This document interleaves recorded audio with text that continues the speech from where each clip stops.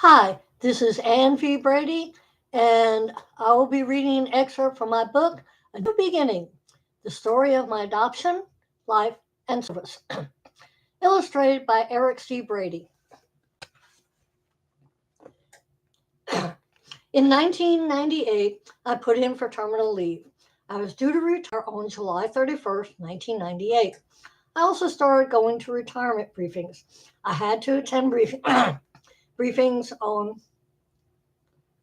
how to adjust to civilian life, writing resumes for job hunting, and what my retirement benefits were. I also was given information on different veterans departments to contact if I needed to. I also had to schedule a disability rating appointment with the VA hospital. I had to schedule appointments with the VA hospital in Montgomery and Birmingham, Alabama. Doctors had to give me a physical to determine what percentage disability I was entitled to. I was given 30% disability for my knees and COPD. The SFC informed me that he was putting me in for a meritorious service medal. He felt that my 20 years of selfless service earned me the medal. The service included teaching and running CTT tests, being on an APFT grader, re-enlistment NCO, being available when needed 24/7. One night I was called at about 8 p.m. by the CQ of USERL. He had found one of the doors for our company unlocked when making his security rounds. He had tried locking the door, but he couldn't. He asked me to help him. I told him I would be there as soon as I could. I told him I would find a way to secure the door. I asked Ed if we had a chain and a lock with a key. I thought we had them because sometimes we needed those items in an emergency. We were lucky that we were able to find them.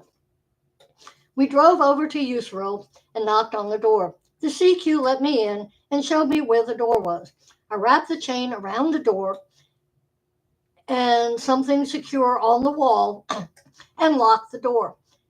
We checked to make sure the door couldn't be opened from either side. I left the key to the lock with the CQ. I found out that the NCO now over me was against my getting my meritorious service medal. She thought that I hadn't earned it because I wasn't taking a leadership role, i.e., re-enlistment NCO. She had been persuading the captain to deny the SFC's request for my medal. One thing I was asked by the personnel office about my retirement was whether I wanted a retirement ceremony. I told them no. A lot of people gave me grief over my decision. One soldier said a retirement ceremony would be a way of getting back at the Army for all the times I had to stand at ease during retirement ceremonies. I told him that the only ones that would be punished would be the soldiers that had to stand in formation. They would have to stand at ease for hours, listening to officers and NCOs giving long, boring speeches at the hottest part of the day. Sometimes it got so hot that soldiers would pass out in formation. I refused to do that to other enlisted soldiers. Personally, I always thought the ceremonies should be done at between 8 and 9 in the morning when it was cooler. While I was on terminal leave, I started looking for jobs in the laboratory field. The first stop I made was to the unemployment office in Ozark. The clerk told me I couldn't get unemployment because I made more in my military retirement than they could pay me in unemployment. I told her I was only there to look at job openings so I could get a job. I looked at the newspaper want ads also.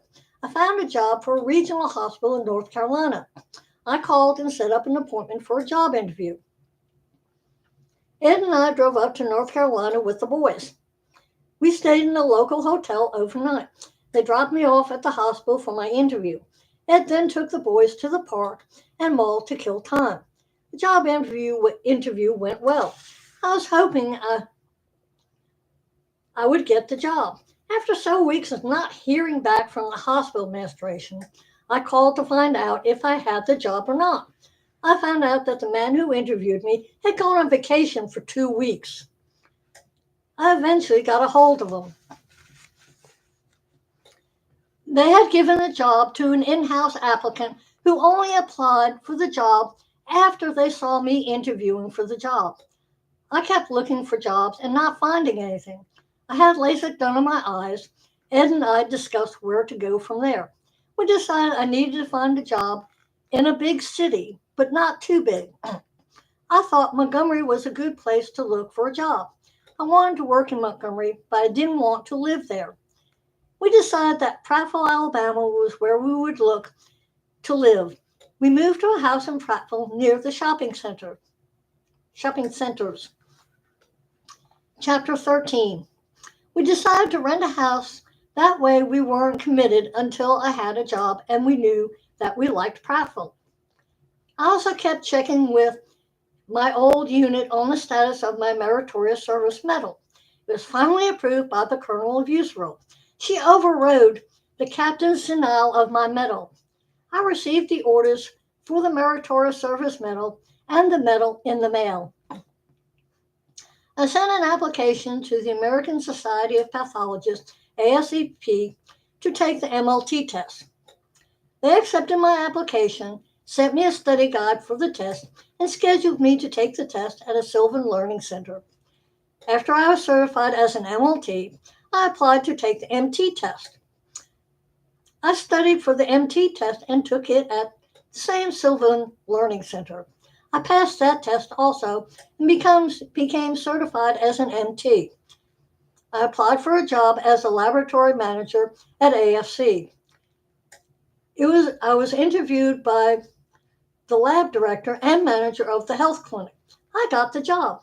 I found some floppy disks in a desk. I used those to find a form to use when inspecting the several clinics AFC had in Montgomery. I used and modified the form to gauge how well the laboratory personnel were doing. I was checking on whether the labs were performed properly, lab slips were written properly, i.e., requesting the right test, and the name on the tubes matched the name on the slip. I was checking that controls were run and correct. I also had to work in the laboratory, running different tests and drawing patients' blood. Along with my other duties, I had to get the laboratories ready for CLIA inspection. The hours were long, 10-hour days, but employees only worked 4 days a week. Occasionally, I had to work weekends. Eric went to Prattville High School where he joined the band. We would drive to the Stanley Jensen Stadium on Friday or Thursday nights to watch the Prattville High School football games and watch Eric play in the band. Eric played the clarinet in the marching band. Our next door neighbor went to the games also. Many times we would sit next to her and her son. Ed went to the games the first year. After that, it was me and Michael. After the game, we would stop by the band's bleacher section and wait for Eric. He would then go home with us. We also went to see many of Prattville's parades. We would drive down to the area where the band would join the parade. We would then walk downtown towards the vendors and City Hall. We would buy hot chocolate and sometimes snacks. We would watch the parade from the sidewalk. It was fun watching the bands, floats, dignitaries drive by, and dancing schools pass us. I always enjoyed parades as long as I didn't have to march in one. Most fun was the Christmas parade. Ed joined the Moose, and we started going up to the lodge and making friends. I worked with one of the medical assistants as he taught me the different tests and machines. He used to make me laugh as he used to tell me to go towards the light. I finally was caught up enough and one day was slow enough that I informed the medical assistant and the assistant manager that I was going to check and audit the other clinical laboratories. I reached one of the labs I was going to inspect when I received a frantic phone call. The medical assistant that was teaching me went to lunch and never came back. It seems he just walked out the door and quit. So there was no inspection of the lab. I had to go back and perform testing and drawing blood. There was no other person to do the job since the medical assistant quit. We eventually hired a new lab tech. I trained them to do the job properly. I started inspecting each clinic's laboratory. I looked for mistakes and also what they were what they were doing right. First clinic I went to the male medical assistant was wearing an earring, which was against company policy. It had been instilled in me that all the company policies were to be all enforced all at all times. I talked to the manager and the assistant manager about it. When I had our lab meetings, I would go over how the medical assistants were doing, both good and bad. I never mentioned who made mistakes. I would tell all of them this mistake was made and that it needed to be corrected. Mistakes like names on slips and patient samples not matching or forgetting to log something, I would give each lab a grade depending on how few mistakes they made. Aside from routine labs, we also performed drug tests on request or workman's comp. Most drug tests were done as urine samples. The samples were then sealed and sent off to the lab company that analyzed the drug tests. The lab The labs passed their CLIA inspections, and the lab director came down from Birmingham to give me a pat on the back for doing a good job. Along with being the lab manager, I rotated through different clinics as their lab tech. And that is all for today. I hope everybody has a good day, happy Monday, and have a great week.